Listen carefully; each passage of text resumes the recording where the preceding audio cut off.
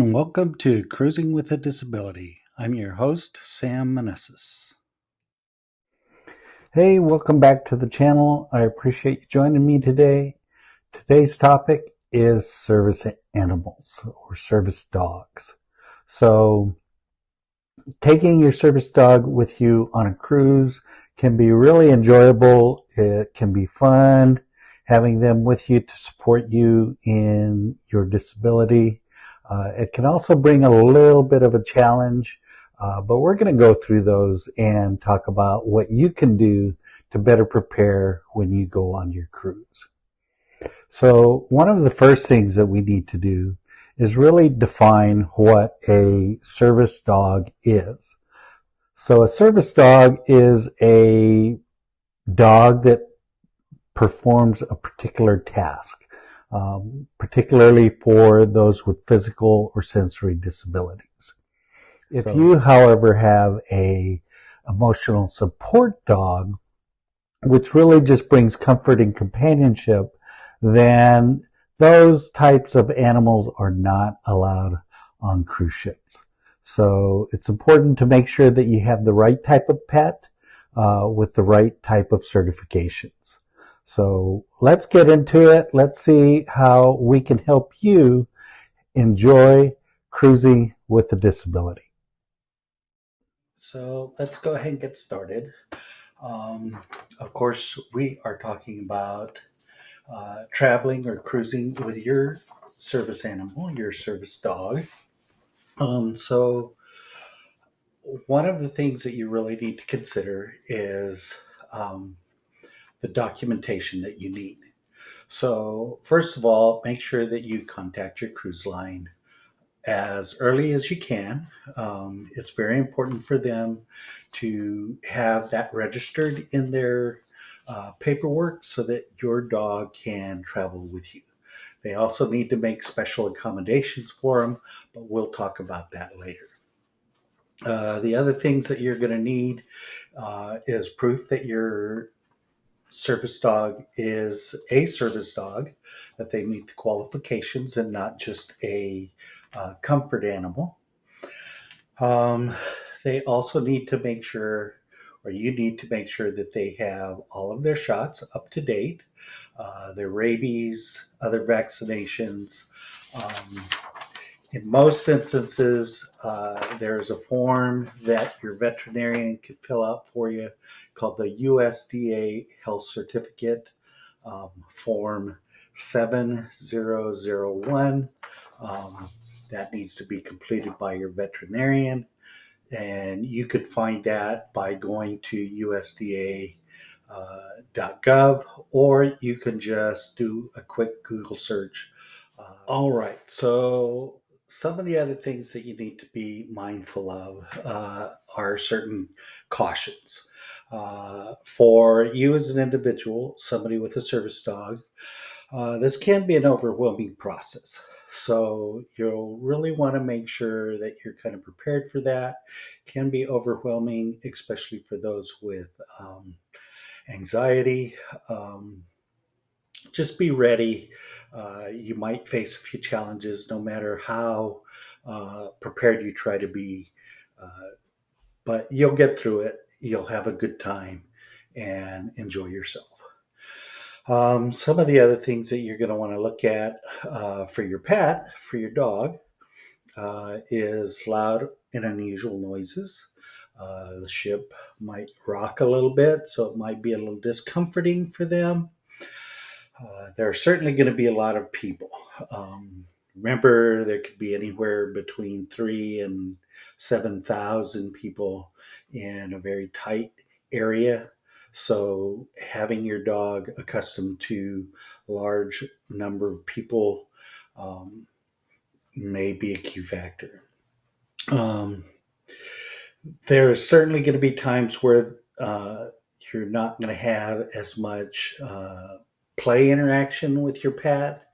Um, the cruise line will certainly provide you an area where you might be able to have some interaction with them, some playing, but it is important to know that it may not be as much as you're used to or as much as your pet is used to. Make sure that your dog is accustomed to tight spaces with lots of people.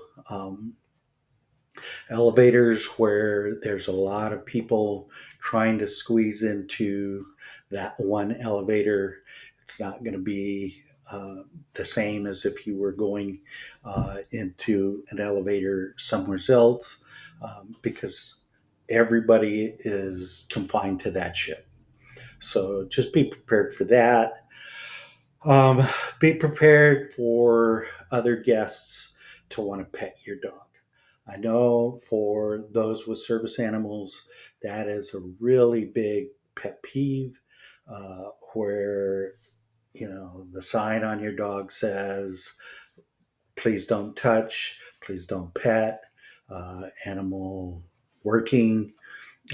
But people are going to want to pet your dogs, especially uh, individuals that don't know anything about service animals. They're going to see a pet, they're going to want to pet them. So you're just going to have to say, "Hey, please, um, um, respect my dog," um, or you're just going to have to uh, grin and bear it during your travel. Um, Some other things that might happen are certainly that there's always that one person that wants to scrutinize whether your dog is a service animal. So they'll try to do everything they can do to prevent or to prove that your dog is not a service animal. So just kind of expect that somebody might complain because of your dog. Just be ready for that. Hopefully you won't get that. Hopefully people will be respectful. Um, but that could be a challenge that comes up. Um, One of the other things is that your dog can't be left in the room alone. That's pretty important. Um, the crew is not there to take care of your pet. Um, so you will need to make sure that you're there with your pet or a family member is there with the service animal at all times. If you go off the ship, the animal has to go with you. If if not, you've got to make sure that it's got care somewhere, um, and not left to the responsibility of the staff. Um, so take that into consideration. Be ready for it. Remember, uh, all of those are key factors.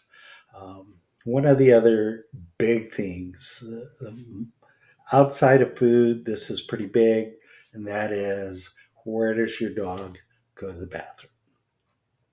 Well, with that advance notification to the cruise line, the cruise line will prepare a potty box. It will have wood chips and not grass or dirt. So you will need to make sure that your dog is trained to be able to go in this potty box. It's probably 4 by 4, 5 by 5 little area that they'll show you where it's at, and you'll be able to take your pet out there every time it needs to go. Um, Cleaning. So if your dog has an accident, the cruise line could charge you a very costly cleaning fee. So you want to be prepared in case your dog needs to go and you're not close by the area where your dog's potty box is. Then you're going to definitely want to have some emergency um, supplies to be able to uh, keep your dog from using the bathroom on the cruise ship floor. So again, that could be very costly. Please make sure that you are cognizant of that, that you're watchful for that. You don't want to end up getting a very costly fee. So packing, everybody wants to know, what should I bring? Heck, we do that with what we want to take for ourselves, right?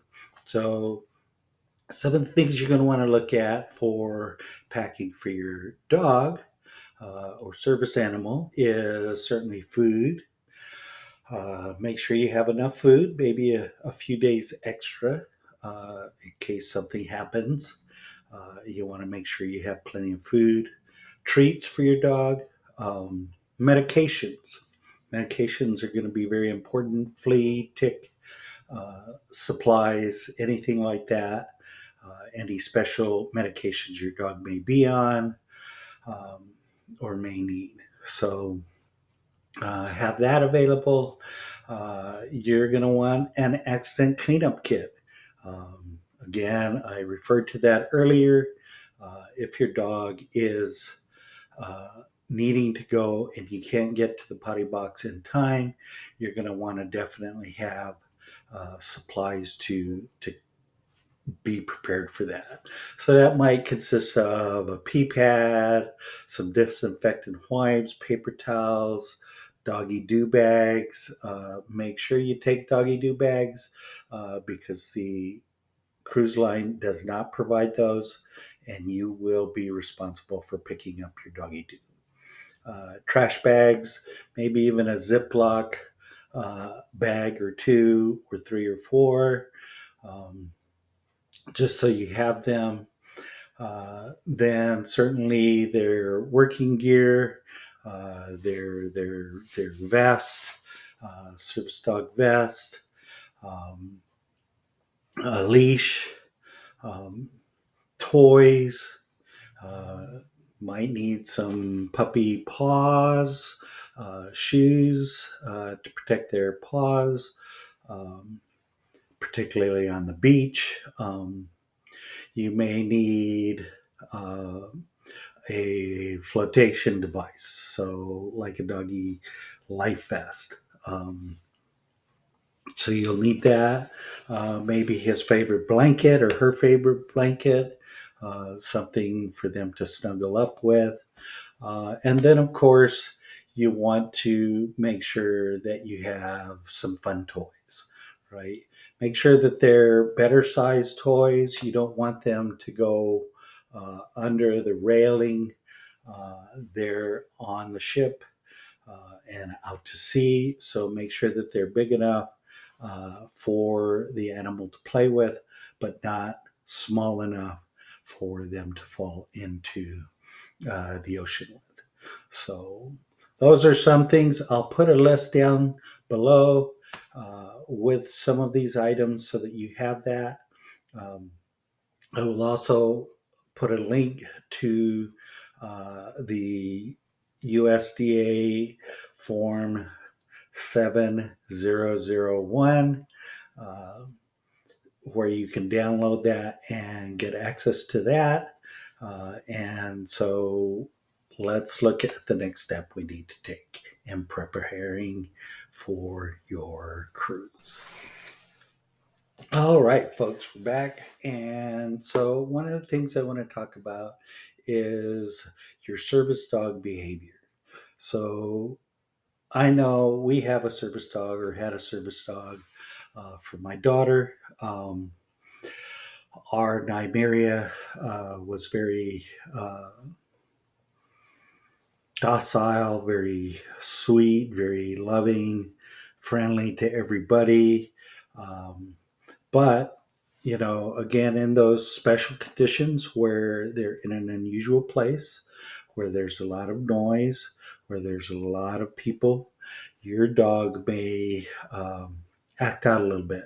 So if your dog growls or barks, if they bite a guest or crew member, if they relieve themselves in an area outside of their designated potty box, or if they aggressively lunge at guests or crew, the cruise ship may limit your access to the ship. They may ask you to stay within a certain confines or a certain time period. So be prepared for that. Hopefully that won't happen. Hopefully your dog will do fine, but you do want to be prepared for that in the event something happens. All right. So the final thing that I want to talk about is the paperwork. So we already talked about Form 7001, right? And having that. So some of the things that you're going to want form wise is your vaccination validation or verification, your service dog verification, Form 7001. Anything else that you might deem important, you're going to really want to put that in an envelope or a folder and just have that available and ready. Something that maybe outlines what kind of dog you have. That's not necessarily needed, but it might be something that's good for you just to have. Make sure that you're ready for that, and expect to be asked for it several times. Taking your dog on a cruise is going to require a lot of validation. They don't typically let animals on the ship, but they do let service dogs. And one of the last things that I'm going to recommend is that you have a sign for your door. A simple sign, something like this, that just says service dog uh, in the room, or maybe you want your pet's name on there. Something that just lets your room steward or your cabin steward know that your pet is in there with you, um, so that they can be aware of it and looking out for it. All right, folks, that's the program this week. We hope you enjoyed it. Please remember to like and subscribe and share this program if you found it useful. I sure hope you did. If you have suggestions, please be sure to include those in the comments. I do read all the comments and I do want to expand my channel, and your assistance will greatly help me. So I hope you have a great day, great week, and a blessed year. Thank you.